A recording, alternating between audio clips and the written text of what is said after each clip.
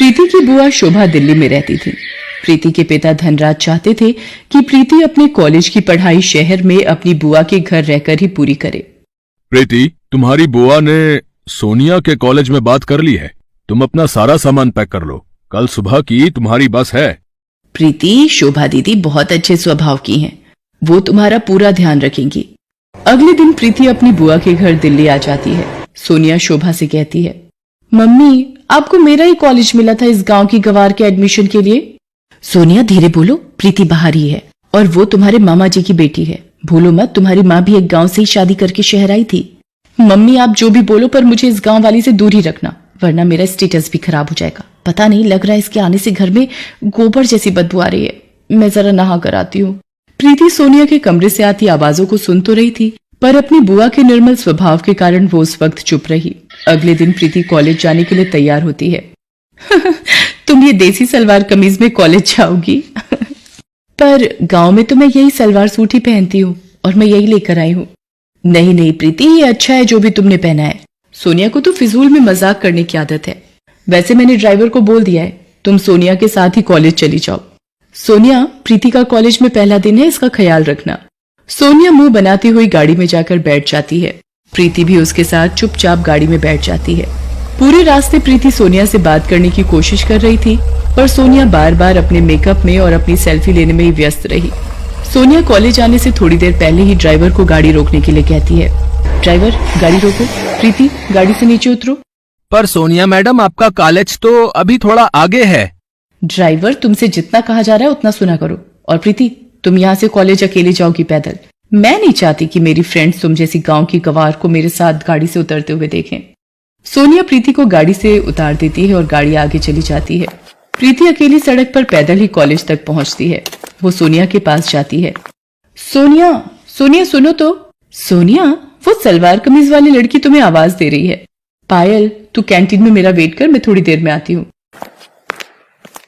क्या बात है प्रीति, मैंने तुमसे कहा था मेरे से कॉलेज में दूर रहना, पर तुम सबके सामने इतनी तेज आवाज लगाकर क्यों बुला रही हो? सोनिया, मैं यहाँ पर किसी को भी नहीं जानती हूँ, इसीलिए तुम्हें बुला रही थी। क्या तुम मुझे सबसे मिलवा सकती हो? आज इसका सबसे मिलने का किस्सा ही खत्म कर देती हूँ। चला कैंटीन में, सबसे तेरी पहचान करवाती हूँ। सोनिया प्रीति को कॉलेज की कैंटीन में ले जाती है। फ्रेंड्स, इससे मिलिए, ये है गांव से आई हुई एक बहुत ही सुशील लड़की प्रीति। ये आप सबके साथ पहचान करने आई है। अच्छा, आओ प्रीति, हमारे साथ बैठो। प्रीति जैसे ही कुर्सी पर बैठने लगती है, सोनिया कुर्सी खींच लेती है। प्रीति जमीन पर गिर जाती है। ओह सॉरी प्रीति, मुझे लगा तुम दूसरी कुर्सी पर बैठने वाली हो। कोई बात नहीं प्रीति, तुम इस कुर्सी पर बैठ जाओ। बेचारी प्रीति को अपमानित करते सोनिया को जरा भी लज्जा नहीं आ रही थी।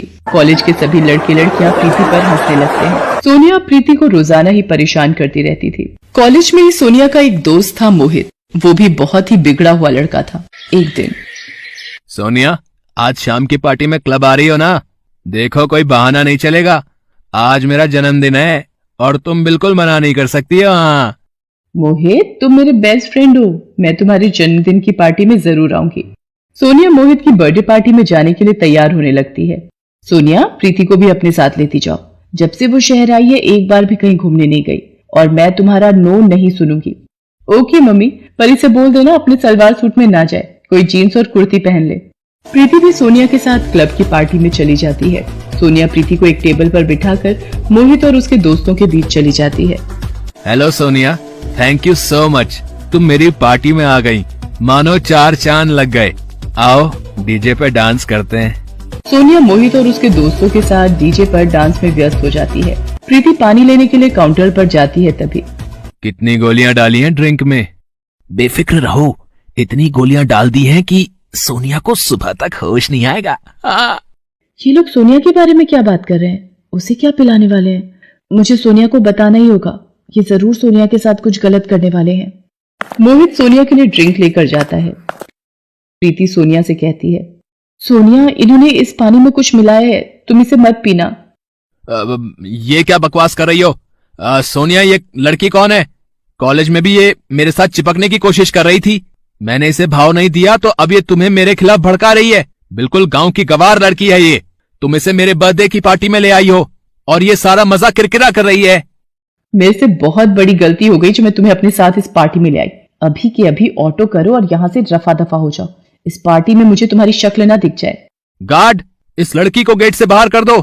प्रीति को ना चाहते हुए भी क्लब से बाहर जाना पड़ता है, पर उसे सोनिया की चिंता हो रही थी और वो सोनिया के पास वापस जाने का तरीका ढूंढ रही थी। उधर मोहित सोनिया को नशे की गोलियां मिलाकर वो ड्रिंक पिला देता है। मोहित, मुझे चक्कर आ रहे हैं, सिर घूम रहा है। अब एक काम करते हैं ना, हम ऊपर रूम में चलते हैं। मोहित सोनिया को होटल के कमरे में ले जाता है और सोनिया के नशे में होने का फायदा उठाने लगता है। मोहित छोड़ो मुझे, ये क्या कर रहे हो? बचाओ बचाओ। क्यों?